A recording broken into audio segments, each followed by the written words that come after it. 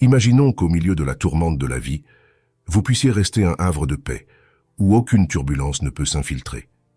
C'est la puissance de cultiver le jugement, de développer une invincibilité émotionnelle contre l'imprévisible. Cette vidéo, inspirée par les 13 principes clés du stoïcisme, vous guidera pour nourrir un état imperturbable, afin que rien ne puisse troubler la tranquillité en vous.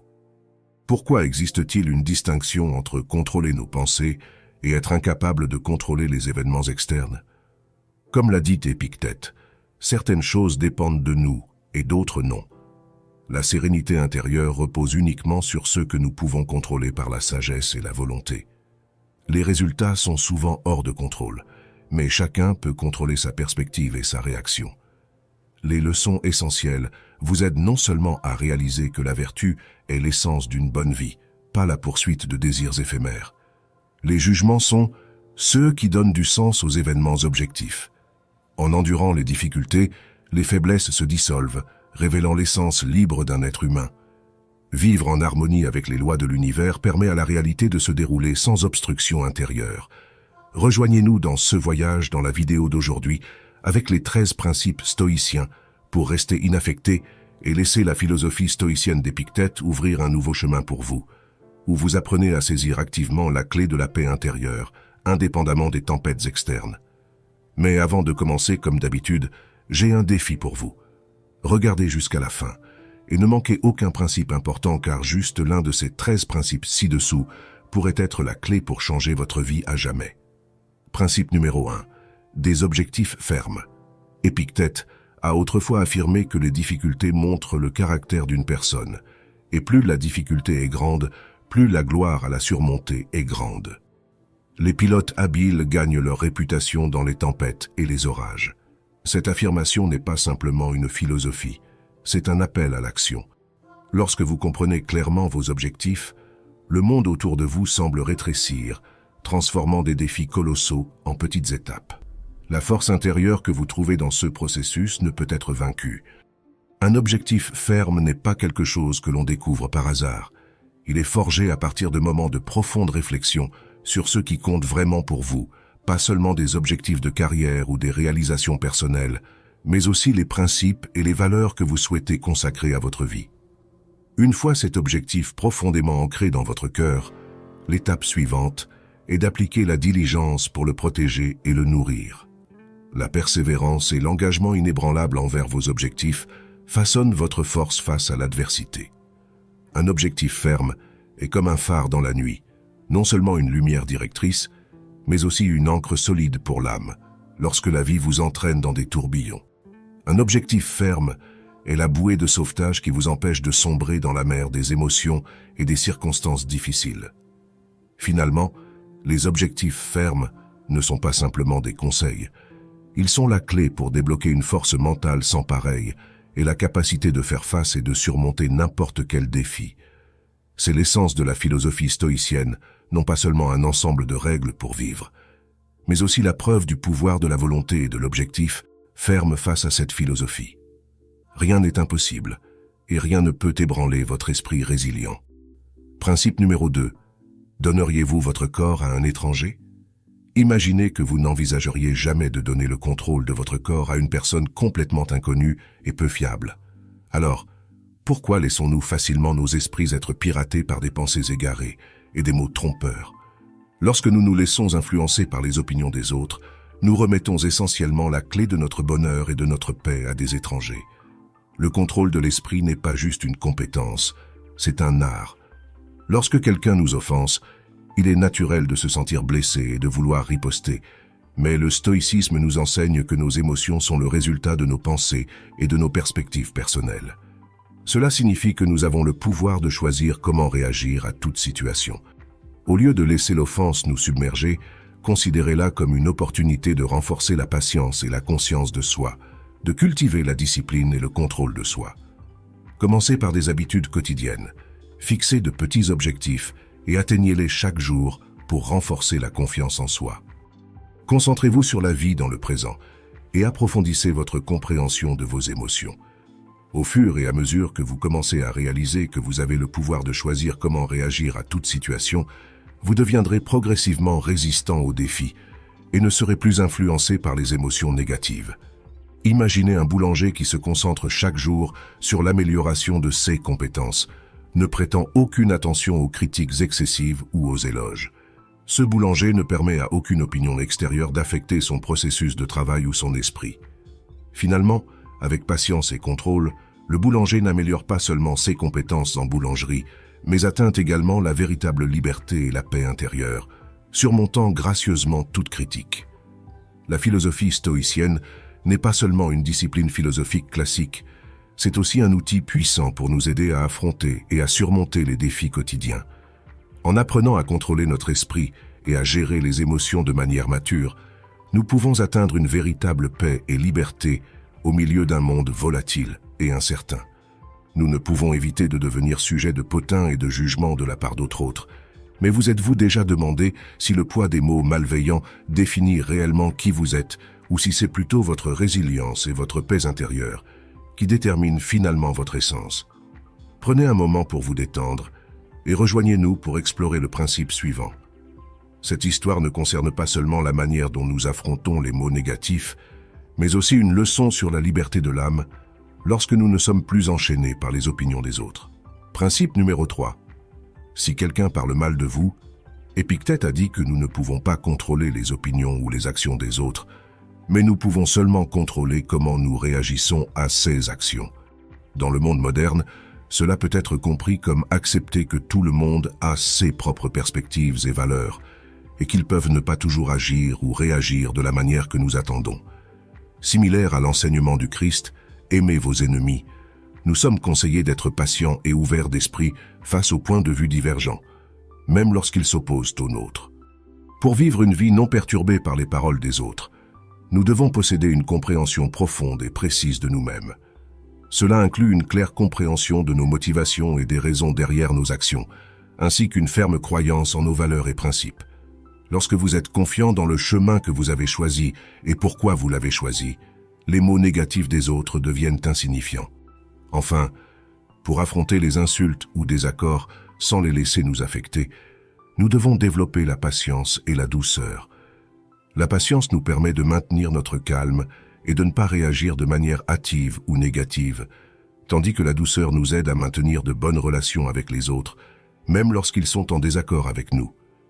Des exemples illustratifs peuvent être tirés de la vie des saints et des ascètes, qui ont fait face à des préjudices et des insultes avec patience et gentillesse, tout en restant fermes sur leur chemin choisi.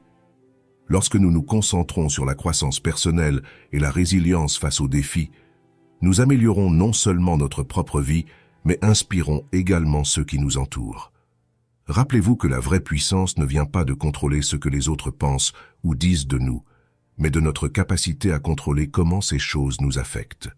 Nous aimerions entendre vos pensées et expériences concernant les mots négatifs des autres et comment vous avez appliqué les principes stoïciens pour les gérer. Partagez vos réflexions dans les commentaires ci-dessous. Votre histoire pourrait devenir une source d'inspiration et de force pour les autres. Principe numéro 4. Insulte et offense. Épictète, avec un ton ferme et sage, a souligné que ceux qui nous effraient et nous consternent vraiment, ce ne sont pas les événements externes eux-mêmes, mais la manière dont nous pensons à cet événement. Cela signifie que lorsque quelqu'un vous offense, ce ne sont pas leurs mots qui vous blessent, mais plutôt la façon dont vous percevez et réagissez à ces mots qui déterminent leur impact sur votre âme. Imaginez, lors d'une réunion, vous exprimez une opinion et un collègue s'y oppose fortement. Au lieu de réagir émotionnellement, vous faites une pause, respirez profondément, et vous demandez si c'est une opportunité de considérer la question d'un point de vue différent. En faisant ainsi, vous maintenez non seulement votre calme, mais élargissez également votre perspective. Ou dans une autre situation, vous discutez avec un ami proche et vous êtes critiqué pour une décision personnelle. Au lieu de vous sentir blessé, prenez le temps de réfléchir à cette critique. Peut-être découvrirez-vous que, bien que leur livraison n'ait pas été parfaite, leur intention était réellement de vous inciter à reconsidérer vos choix sous un autre angle. Ceci est trouver la lumière dans l'obscurité, une compétence précieuse que le stoïcisme nous encourage à apprendre. À travers cette leçon, nous apprenons non seulement à endurer l'offense ou la douleur, mais aussi à transformer ces expériences en tremplin pour la croissance personnelle. La clé réside dans la façon dont vous choisissez d'affronter ces situations. La force, selon le stoïcisme, ne vient pas d'éviter les difficultés, mais de savoir comment les embrasser et les surmonter. Rappelez-vous que dans chaque défi se trouve une opportunité pour vous de devenir plus fort et plus résilient. Nous affrontons souvent des défis qui sèment la peur et la honte. La question est de savoir comment nous surmontons ces obstacles, comment nous ne laissons pas ces expériences déterminer notre valeur personnelle. Épictète a plongé profondément dans cette question dans sa philosophie, soulignant que, au cœur de chaque peur et sentiment de honte, il n'y a pas les circonstances externes, mais plutôt la façon dont nous réagissons à ces circonstances. Principe numéro 5. Peur et déshonneur. Avez-vous déjà été pris dans la cage de verre de la peur et de la honte? Ce sont ces moments où nous faisons des choses que nous ne voulons pas juste pour recevoir de l'acceptation ou un petit éloge sur les réseaux sociaux. Mais Épictète, avec sa sagesse intemporelle, a souligné une vérité simple mais profonde. Nous sommes ceux qui attribuent un sens à chaque événement, créant ainsi la peur et la honte dans nos âmes. Contrairement à la négation des émotions, le stoïcisme nous invite à les embrasser avec courage et autocontrôle. Surmonter la peur et la honte signifie que nous ne sommes plus enchaînés par le regard et les mots des autres. C'est un voyage de retour vers nous-mêmes, redécouvrant la valeur et le sens de la vie dans chaque respiration, dans chaque décision quotidienne. Épictète enseigne que la clé du bonheur réside non pas à l'extérieur, mais dans l'âme de chaque individu. Lorsque nous plaçons notre valeur personnelle sur des choses hors de notre contrôle, nous ouvrons la porte à la peur et à la honte. Inversement, lorsque nous nous concentrons sur l'auto-amélioration, la sagesse et la liberté spirituelle, nous trouvons une paix et une force inégalées. En fin de compte, la peur et le déshonneur dans la philosophie stoïque d'Épictète ne sont pas seulement une leçon sur la façon de faire face aux défis, mais aussi un rappel de vivre une vie significative, où la peur et la honte ne sont plus des obstacles sur le chemin du bonheur et de la liberté. Car lorsque nous osons affronter et surmonter, nous libérons non seulement nous-mêmes, mais nous inspirons également ceux qui nous entourent. Alors que nous avançons vers le principe numéro 6, découvrons comment le stoïcisme nous enseigne non seulement à faire face, mais aussi à embrasser les défis sur le chemin du développement personnel. Nous apprendrons à anticiper les difficultés, et non seulement à être prêts à les affronter, mais aussi à les utiliser comme un tremplin pour atteindre la meilleure version de nous-mêmes. Avant de continuer, je tiens à exprimer ma profonde gratitude à tous ceux qui ont passé du temps avec nous dans cette vidéo. Votre présence est un encouragement inestimable pour moi et l'équipe de production. Si vous trouvez ces principes précieux, veuillez aimer et partager cette vidéo avec d'autres. Votre soutien nous aide non seulement à continuer à produire du contenu de qualité, mais aussi à diffuser la philosophie stoïcienne auprès d'un plus grand nombre de personnes. Principe numéro 6. Anticiper les obstacles. Au cœur du principe stoïcien d'anticipation des obstacles se trouve une attitude proactive, plutôt que réactive face aux défis de la vie. Épictète suggère qu'en envisageant les difficultés potentielles sur notre chemin, nous nous préparons mentalement à les affronter calmement et réfléchimment.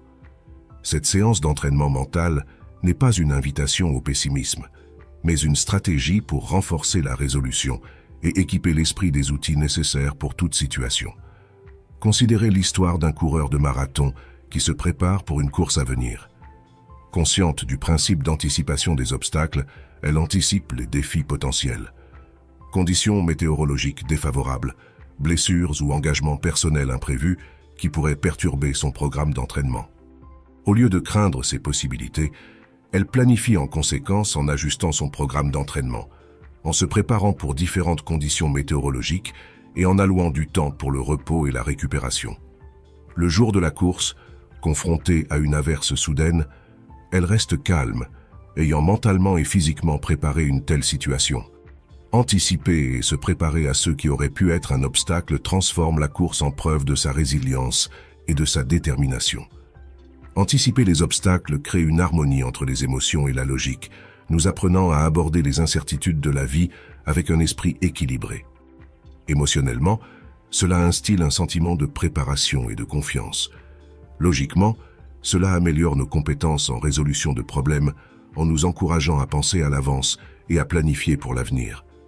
Cet équilibre est un trait distinctif qui nous permet d'affronter les hauts et les bas de la vie avec un cœur serein et un esprit clair. Principe numéro 7. Personne ne peut vous blesser sans votre consentement. Épictète enseignait que la véritable puissance réside dans notre choix de réaction face à chaque situation. Cette perspective ouvre un chemin vers la libération, en nous montrant une nouvelle manière de voir comment nous acceptons et confrontons les défis et les douleurs dans la vie. Imaginez que vous êtes confronté à des critiques sévères de la part d'un ami de confiance. Le sentiment initial pourrait être de tristesse ou de trahison. Cependant, le stoïcisme nous enseigne que bien que cette réaction initiale soit naturelle, le pouvoir de permettre à cela de façonner vos émotions et vos actions ultérieures repose entièrement entre vos mains. Ainsi, la question se pose, comment appliquons-nous ce principe dans nos vies? D'abord, il s'agit de la liberté de choisir comment réagir. Face à la critique ou à la douleur, rappelez-vous que vous avez le droit de choisir comment répondre. Cela ne signifie pas de nier les émotions, mais plutôt de les reconnaître et de les gérer consciemment. Ensuite, il est question de rechercher la force intérieure. La confiance, la paix intérieure ne proviennent pas de l'évitement de toute douleur, mais de la connaissance que vous pouvez surmonter n'importe quoi. Dans le christianisme, cette force est souvent trouvée à travers la foi et la prière. Enfin, il y a le pardon. Tout comme Jésus a pardonné à ceux qui lui ont fait du mal, nous sommes également appelés à pratiquer le pardon. Cela aide non seulement à alléger nos propres fardeaux, mais ouvre aussi la voie à la réconciliation et à l'amour. Ce n'est pas un appel à l'indifférence ou à l'évitement, mais un rappel de la puissance et de la liberté dans le choix de notre manière de faire face aux défis, ainsi qu'un encouragement à rechercher la paix et la force à travers la foi. Principe numéro 8. Maîtrisez vos actions. Dans la philosophie d'Épictète, l'exercice de la retenue dans nos actions n'est pas seulement une forme d'autonomie, mais aussi une étape cruciale vers la paix intérieure et la force spirituelle. Cela ne signifie pas condamner toutes les actions ou réactions, mais plutôt choisir délibérément celles qui sont basées sur la raison et non sur des émotions impulsives. Imaginez que vous êtes dans une réunion importante et qu'un collègue s'oppose fortement à vos idées, vous critiquant même personnellement. Les émotions initiales pourraient être la colère, la déception ou même le désir de répondre vigoureusement. Cependant, selon Épictète, c'est le moment d'appliquer la leçon de la retenue.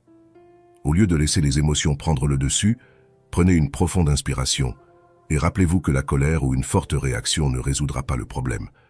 Vous choisissez d'accepter cette opinion de manière rationnelle, de l'examiner objectivement et même de répondre de manière constructive, démontrant du respect et ouvrant la porte au dialogue plutôt qu'au conflit. Exercer la retenue dans l'action et la parole aide non seulement à éviter les conséquences indésirables, mais démontre également la maturité et la sagesse. Dans un monde où les réactions rapides et fortes sont souvent vues comme un signe de force, Épictète nous rappelle que la véritable force réside dans la capacité à se contrôler en toute situation. Alors, comment pouvons-nous appliquer cette leçon dans la vie quotidienne? 1. Reconnaissance des émotions.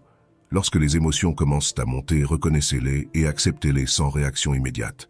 2. Pause avant d'agir. Donnez-vous un moment pour réfléchir avant de prendre une action ou de parler. 3. Questionnement personnel.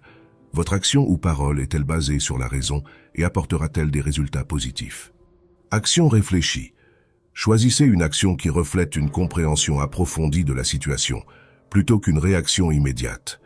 En maîtrisant nos actions, nous contrôlons non seulement nos émotions, mais aussi faisons face aux défis de manière calme et efficace, ce qui améliore non seulement notre propre vie, mais nous aide également à devenir la meilleure version de nous-mêmes. Principe numéro 9. Le pouvoir de l'acceptation. Imaginez que vous soyez en voyage et que vous réalisiez soudain que vous êtes perdu. Vous pourriez ressentir de la colère, de la déception et de l'anxiété. Mais en appliquant le principe numéro 9, le pouvoir de l'acceptation, vous commencez à évaluer la situation calmement et à accepter que vous êtes perdu. Vous comprenez que l'inquiétude ou la colère ne changeront pas la réalité actuelle. À partir de cette acceptation, vous commencez à chercher des solutions, en utilisant une carte, en demandant des directions ou en utilisant un GPS. L'important, vous réalisez, est que vous avez la capacité et la liberté de choisir comment faire face à la situation, plutôt que d'être emporté par des émotions négatives. Voici 5 façons de pratiquer et de conserver le pouvoir de l'acceptation. 1. Reconnaître et accepter les émotions. Face à des difficultés, prenez un moment pour reconnaître vos propres émotions. Accepter la colère, la tristesse ou la peur que vous ressentez est la première étape de l'acceptation de la situation. 2. Compréhension et analyse. Essayez de comprendre la racine du problème et réfléchissez soigneusement aux facteurs qui ne peuvent pas être changés, ainsi qu'à ceux que vous pouvez contrôler. 3. Redirigez l'énergie. Plutôt que de vous concentrer sur ceux que vous ne pouvez pas changer, utilisez votre énergie pour vous concentrer sur les actions positives que vous pouvez entreprendre. L'acceptation n'est pas une résignation, mais le début d'une action significative. 4. Cherchez du sens et apprendre. Chaque défi apporte une opportunité d'apprentissage. Cherchez les leçons dans chaque situation et utilisez-les pour vous développer. 5. Pratiquez la gratitude. Dans toutes circonstances, souvenez-vous qu'il y a toujours quelque chose pour lequel être reconnaissant. La gratitude aide à maintenir notre équilibre et à voir la lumière dans l'obscurité. En appliquant le pouvoir de l'acceptation, vous apprenez non seulement à faire face aux défis, mais aussi à trouver la paix et le bonheur dans la vie quotidienne. Ce principe, tel qu'enseigné par Épictète, est l'un des enseignements les plus importants de la philosophie stoïcienne. Principe numéro 10. Vivre selon la nature. Épictète croyait que la clé pour mener une vie heureuse et significative est de vivre en harmonie avec la nature, non seulement avec la nature externe, mais aussi avec notre nature intérieure, l'essence véritable de chaque individu. Il soulignait que vivre en accord avec la nature nous aide non seulement à trouver la paix, mais aussi à réaliser et maximiser notre potentiel. Vivre selon les lois de la nature nécessite de comprendre que chaque événement et chaque situation dans la vie a une raison d'être, et nous devons les accepter paisiblement. Pour devenir insensibles aux fluctuations de la vie, nous devons entraîner notre esprit à percevoir clairement et accepter tout ce qui se passe. Cela ne signifie pas renoncer ou être indifférent, mais plutôt apprendre à accepter et à trouver le bonheur dans les limites fixées par la nature. Le bonheur, du point de vue stoïcien, n'est pas lié à la poursuite de plaisirs extérieurs ou de possessions matérielles, mais à la recherche de la paix et de la satisfaction dans les choses simples, en vivant une vie consciente et en pleine conscience de notre véritable essence. Vivre sous les lois de la nature, selon la philosophie stoïcienne, n'est pas simplement une méthode pour faire face aux défis de la vie, mais aussi un chemin vers la véritable liberté et le bonheur. En appliquant ces principes à la vie quotidienne, non seulement nous trouvons la paix en nous-mêmes, mais nous devenons également invulnérables au haut et au bas de la vie. Principe numéro 11. Cultiver la résilience face à l'adversité. Dans notre quête constante d'amélioration personnelle, il est crucial d'embrasser le principe de la résilience, un pilier essentiel de la philosophie stoïcienne enseignée par Épictète. La résilience nous invite à accueillir les défis comme des occasions de croissance personnelle et de renforcement intérieur, plutôt que comme des obstacles insurmontables. La vie, avec ses fluctuations et ses incertitudes, teste souvent notre capacité à rester stoïque face à l'adversité. Cultiver la résilience, c'est apprendre à rebondir après les échecs et à utiliser ces expériences comme des tremplins pour forger un caractère plus robuste et plus sage. Cela implique de voir au-delà des circonstances immédiates et de comprendre que chaque épreuve porte en elle les graines d'une future sagesse. Pour développer une telle endurance, commencez par adopter une perspective à long terme sur les défis. Lorsque confronté à des difficultés, demandez-vous « Quelles leçons puis-je tirer de cette situation ?» Cette interrogation simple mais puissante peut transformer votre expérience de la souffrance en une exploration enrichissante de votre potentiel intérieur. Ensuite, engagez-vous activement dans des pratiques qui renforcent votre résilience. Cela peut inclure des exercices de méditation pour maintenir la clarté mentale, l'écriture réflexive pour analyser et comprendre vos réactions émotionnelles, ou même des activités physiques régulières qui renforcent à la fois le corps et l'esprit. Enfin, entourez-vous d'une communauté de soutien. Les liens que nous tissons avec les autres ne fournissent pas seulement du réconfort dans les moments difficiles. Ils offrent également des perspectives et des conseils précieux qui peuvent nous aider à voir nos propres luttes sous un nouveau jour. En intégrant ce principe dans votre vie, Vous vous équipez non seulement pour faire face aux défis avec une nouvelle force, mais vous inspirez également ceux autour de vous par votre capacité à transformer l'adversité en opportunité. Partagez vos expériences de résilience dans les commentaires ci-dessous et continuez à cultiver votre fortitude intérieure, car c'est dans l'épreuve que nous découvrons la véritable étendue de notre force. Principe numéro 12. Pratiquez l'indépendance émotionnelle. L'indépendance émotionnelle est fondamentale dans la philosophie stoïcienne et constitue le 12e principe pour vivre une vie plus équilibrée et harmonieuse. Ce concept nous enseigne à maintenir notre équilibre intérieur et à ne pas laisser les fluctuations des circonstances extérieures ou les humeurs des autres dicter nos états d'âme. Pour cultiver cette indépendance, commencez par reconnaître et comprendre vos émotions sans les laisser vous submerger. Apprenez à observer vos réactions émotionnelles comme un spectateur plutôt que comme un participant. Cette distance permet de ne pas se laisser entraîner par chaque vague d'émotions, mais plutôt de choisir consciemment comment y répondre. Établissez des pratiques quotidiennes de réflexion, telles que la méditation ou le journaling, qui favorisent une introspection profonde et augmentent votre autoconscience. Ces moments de calme sont essentiels pour se reconnecter avec soi-même et renforcer sa capacité à rester centré en toutes circonstances.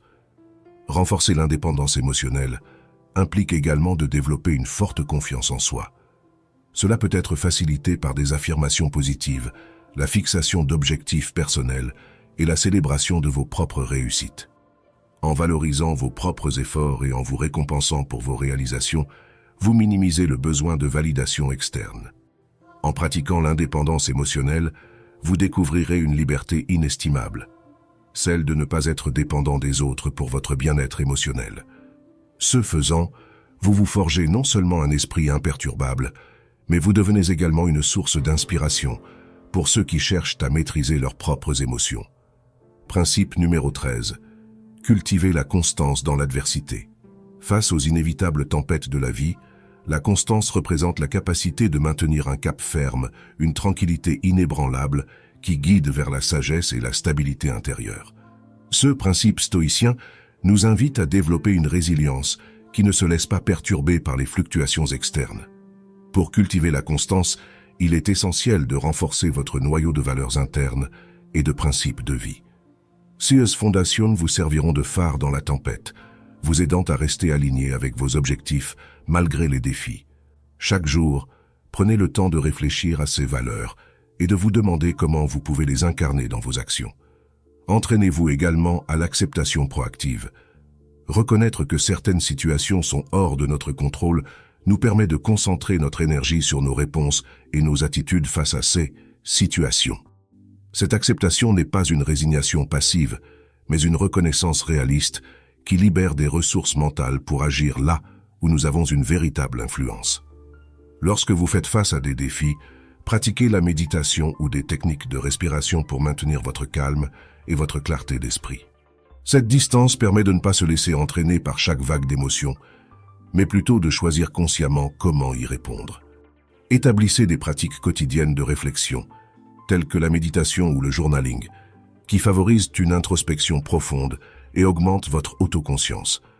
Ces moments de calme sont essentiels pour se reconnecter avec soi-même et renforcer sa capacité à rester centré en toutes circonstances. Renforcer l'indépendance émotionnelle implique également de développer une forte confiance en soi. Cela peut être facilité par des affirmations positives, la fixation d'objectifs personnels et la célébration de vos propres réussites. En valorisant vos propres efforts et en vous récompensant pour vos réalisations, vous minimisez le besoin de validation externe. En pratiquant l'indépendance émotionnelle, vous découvrirez une liberté inestimable, celle de ne pas être dépendant des autres pour votre bien-être émotionnel. Ce faisant, vous vous forgez non seulement un esprit imperturbable, mais vous devenez également une source d'inspiration pour ceux qui cherchent à maîtriser leurs propres émotions. Principe numéro 13. Cultivez la constance dans l'adversité. Face aux inévitables tempêtes de la vie, la constance représente la capacité de maintenir un cap ferme, une tranquillité inébranlable qui guide vers la sagesse et la stabilité intérieure.